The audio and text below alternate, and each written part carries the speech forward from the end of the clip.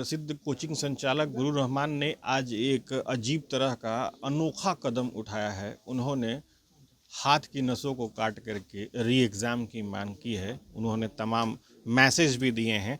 गुरु रहमान, ये आपने कौन सा स्टेप उठाया है, पहले ये बताएं। देखिए, स्टेप मैंने उठाया है, बिल्कुल सही स्टेप उठाया है, क्योंकि होशो हवास में उठाया है।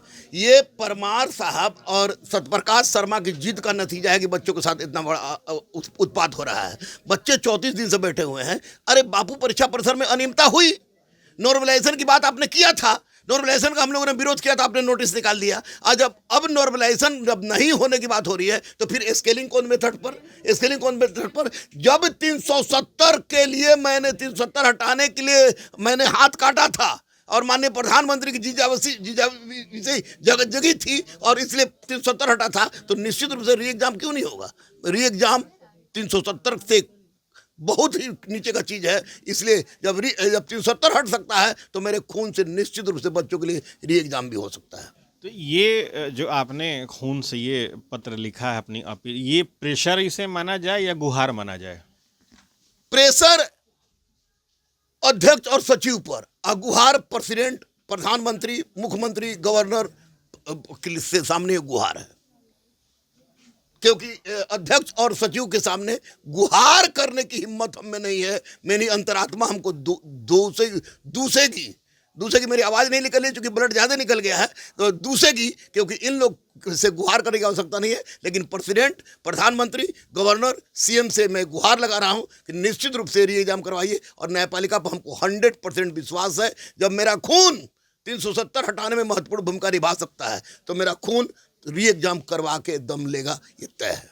आपने न्यायपालिका का जिक्र किया, मसला अभी न्यायपालिका में भी है और उसके पहले आपने ये स्टेप उठाया है। ये छोटा स्टेप नहीं है, बड़ा स्टेप है।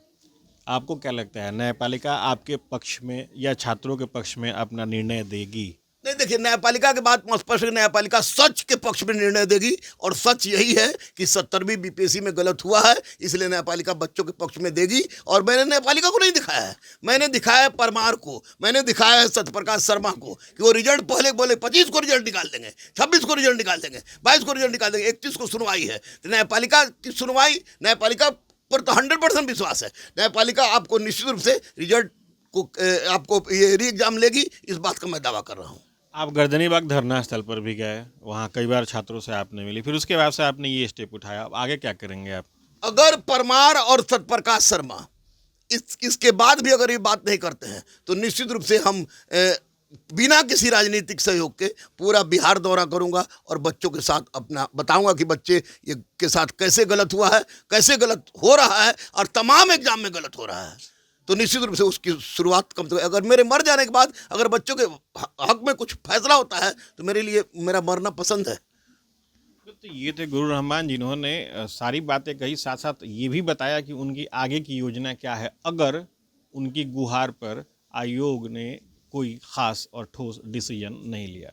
Syed Kumar, TV9 digital, Patna.